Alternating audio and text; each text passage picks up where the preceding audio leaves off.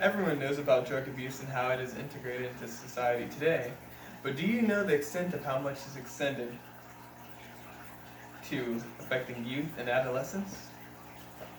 My goals in this speech are to inform you on how greatly drug abuse affects society in general, show how drugs affect our bodies and minds, and show how difficult drug abuse can be to handle in hospitals. To some, family members or friends may be addicted to various drugs, and how dangerous they can be to not only the user, but the people around them. I will be citing these 3 medical professionals from prestigious colleges that report peer-reviewed information and research to inform you. Their names are Leo Valetsky, Linda Trudeau, and Andrew Jellick. My main points will show how drugs affect our economy, youth, and availability of health care to all people today. I'll first explain how drug abuse has affected the economy and availability of prescription drugs to people who actually need them. In an attempt to control drug abuse, many policies were put in place to restrict access to prescription drugs. This turned misusers and people wishing to capitalize on the demand of drugs to the black market. Valetsky says, on the one hand, policy and programmatic responses to what was then called the prescription drug crisis were focused on restricting the prescription opioid supply. This included the advent of soft and hard regulatory instruments to reduce opioid overprescribing, diversion, and misuse at the extreme and involuntary tapering or patient abandonment. Strengthening surveillance through prescription drug monitoring programs, or PDMPs, also became a core component of the response, as did the reformulation of drugs to make them harder to crush and inject, and the threat and actualization of prosecution of unscrupulous prescribers or pill mills. This hike in price is due to supplier-demand imbalances in prescription and non-prescription opioids. The latter has used fentanyl, a dangerous and potent drug, in order to cut costs and press pills.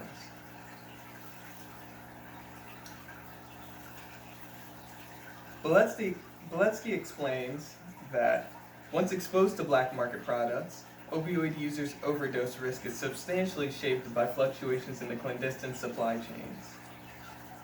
Simultaneous increased demand and scale-up in interdiction efforts set the economic conditions for the advent of more potent and cheaper synthetic opioid alternatives, which is fentanyl. Both of these problems contribute to the loop that is the opioid problem today. Not only does it affect the lives of addicts, but the people around them too.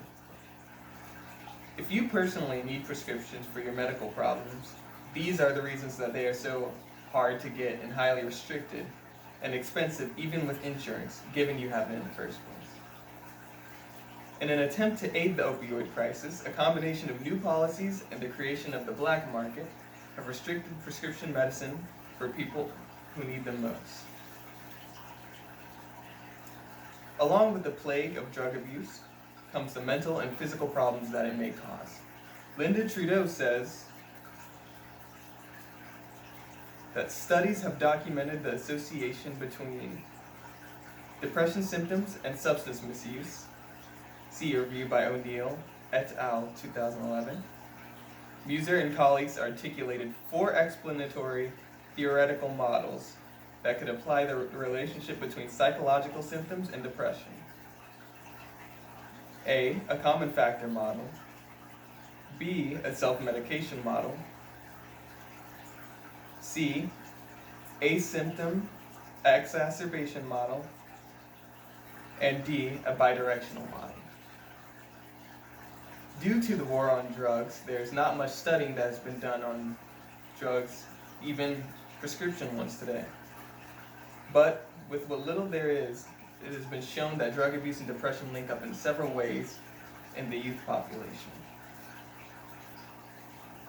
Trudeau states that depression symptoms are associated with impairments in functioning and have substantial health and economic consequences. Universal substance misuse prevention programs have shown effects on non-targeted, mental health related symptoms, but long-term effects are under study.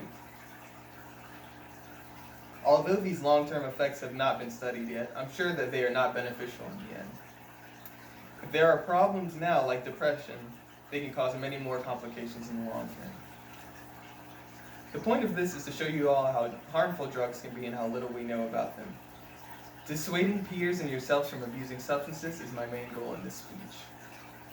I'm sure most people in this room have seen the impacts drugs have on various people, let alone how problematic they are and what could happen to those people in the future. All of this adds to how restricted hospitals are now. Many patients are hospitalized due to prescribed and non-prescribed drugs. Geller says, based on 5,130 surveillance cases from 56 EDs, there were an estimated 358,247 ED visits for harms from non-medical use of pharmaceuticals in 2016, compared with 1,474 ED visits for harms from therapeutic use of pharmaceuticals. That is a massive amount of hospitalizations, and that is just in 2016 in 56 ED departments. These cases mostly consist of benzodiazepines and prescription opioids that are being misused. Geller says, overall, benzodiazepines and opioids were the most common pharmaceutical classes involved in ED visits for non-medical use. Benzodiazepines were involved in 160,845, or 46.9% of ED visits, and prescription opioids were involved in 129,863, or 36.2% of non-medical use visits. Benzodiazepines or prescription opioids were involved in 71% of all non-medical use ED visits. Benzodiazepines and prescription opioids were co-implicated in 12.1% of non-medical use visits. No other pharmaceutical category was involved with more than 10%. I'm sure everyone has been to a hospital, but imagine if you or a family member were unable to get a bed due to the multitude of abuse cases. There's an appalling rate of hospitalizations due to non-medical use of opioids and other drugs when those beds could be used for other dangers to the world, like COVID-19 this year. In conclusion, there are many factors that go into the costs of pharmaceutical drugs themselves, who it affects, and how many people are hospitalized due to misuse of them. This speech is to inform you about how all of these factors affect you individually and our society as a whole. I feel as though if more people know how this problem may affect them personally, the more will be done about this hard-hitting reality of drug abuse.